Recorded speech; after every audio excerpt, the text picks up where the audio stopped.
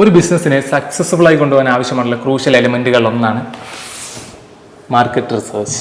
ഇതൊരു വലിയ കമ്പനി ആണെങ്കിലും ഒരു ചെറിയ കടയാണെങ്കിൽ പോലും അവരുടെ ബിസിനസ് ഇംപ്രൂവ് ചെയ്യാനായിട്ട് മാർക്കറ്റ് സ്റ്റഡി വളരെ ഇമ്പോർട്ടന്റ് ആണ്. മാർക്കറ്റ് റിസർച്ചിലൂടെ ഒരു മാർക്കറ്റിലെ പൊട്ടൻഷ്യൽ കസ്റ്റമേഴ്സിനെയും അവിടുത്തെ ബിസിനസ് ഓപ്പറേഷൻസിനെയും പറ്റി മനസ്സിലാക്കാനും ഇൻഫർമേഷൻസ് കളക്ട് ചെയ്യാനും പറ്റും. അപ്പോൾ ഇത്തരത്തിൽ കളക്ട് ചെയ്യുന്ന ഇൻഫർമേഷൻസ് യൂസ് ചെയ്ത് അവിടുത്തെ ടാർഗറ്റഡ് ഓഡിയൻസിനെയും അവർക്ക് ആവശ്യമായിട്ടുള്ള പ്രൊഡക്റ്റ് ആൻഡ് സർവീസസിനെയും പറ്റി മനസ്സിലാക്കാനും അതിലൂടെ നിങ്ങളുടെ ബിസിനസ്സിനെ ഇംപ്രൂവ് ചെയ്യാനും നിങ്ങൾക്ക് സാധിക്കുന്നതാണ്. അതെങ്ങനെയാണ് നോക്കിക്കഴിഞ്ഞാൽ നിങ്ങളുടെ ബിസിനസിന്റെ സെയിൽസും നിങ്ങളുടെ ബിസിനസ്സിനോടുള്ള കസ്റ്റമേഴ്സിന്റെ ലോയാലിറ്റി നിങ്ങൾക്ക് ഇൻക്രീസ് ചെയ്യാൻ സാധിക്കും. അപ്പം ഇത് രണ്ടും കൂടുന്നതിലൂടെ നിങ്ങളുടെ ബിസിനസിന്റെ പ്രോഫിറ്റബിലിറ്റിയും അവിടെ വർദ്ധിക്കുന്നതാണ്. ഈ മാർക്കറ്റ് റിസർച്ചിനകത്ത് തന്നെ ഡിഫറെന്റ് ടൈപ്പ് ഓഫ് മാർക്കറ്റ് റിസർച്ചുകളുണ്ട്. അതിലെ ഇമ്പോർട്ടന്റ് ആയിട്ടുള്ള 4 മാർക്കറ്റ് റിസർച്ചുകളെ പറ്റിയാണ് നമ്മളും സംസാരിക്കാൻ പോകുന്നത്. ഇതിൽ ആദ്യത്തേത് സർവേസ് ആണ്. സർവേസ് മാർക്കറ്റ് റിസർച്ചിൽ ഒരു കോമൺ മെത്തേഡാണ്. ഇത് നിങ്ങൾക്ക് ഓഫ്ലൈനായിട്ടും ഓൺലൈനായിട്ടും കണ്ടക്ട് ചെയ്യാൻ പറ്റും. അപ്പോൾ ഇത്തരത്തിൽ കളക്ട് ചെയ്യുന്ന ഇൻഫർമേഷൻസ് യൂസ് ചെയ്ത് customer preference, shopping habits and കസ്റ്റമേഴ്സിന് നിങ്ങളുടെ പ്രൊഡക്റ്റ് ആൻഡ് സർവീസിനുള്ള ഒരു ഫീഡ്ബാക്ക് ഒക്കെ നൽകാൻ സാധിക്കുന്നതാണ്. ഇതിൽ രണ്ടാമത്തേതാണ് ഫോക്കസ് ഗ്രൂപ്പ്. അതായത് ഒരു കൂട്ടം ആൾക്കാർ ഒരു സ്ഥലത്ത് എത്തിച്ചതിന് ശേഷം ഒരു പെർട്ടിക്കുലർ പ്രൊഡക്റ്റോ സർവീസസിനെ പറ്റി അവരെ കൊണ്ട് ഡിസ്കസ് ചെയ്യിപ്പിക്കുന്നു.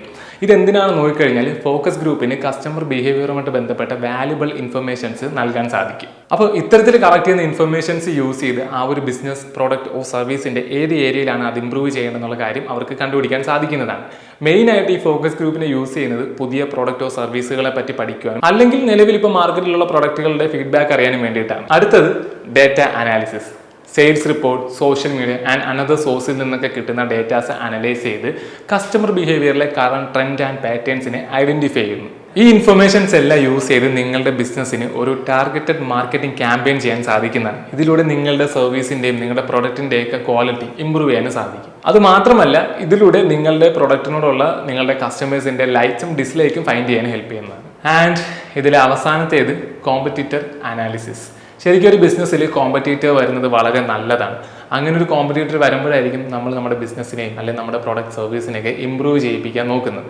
ഈ കോമ്പറ്റീറ്റർ അനാലിസിസ് എങ്ങനെയാണ് വർക്ക് ആവുന്നതെന്ന് നോക്കിക്കഴിഞ്ഞാൽ നിങ്ങളുടെ കോമ്പറ്റീറ്ററിന്റെ പ്രൊഡക്റ്റ്, സർവീസ്, അവരുടെ മാർക്കറ്റിംഗ് സ്ട്രാറ്റജീസിനെയൊക്കെ പറ്റി നിങ്ങൾ പഠിക്കുക.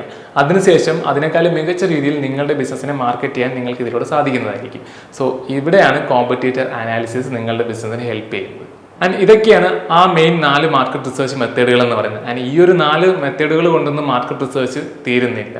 ആൻഡ് ഇതേപോലുള്ള ഇൻഫോർമേറ്റീവ് ബിസിനസ് റിലേറ്റഡ് വീഡിയോസിനായിട്ട് നമ്മുടെ ചാനൽ ഫോളോ ചെയ്യുക.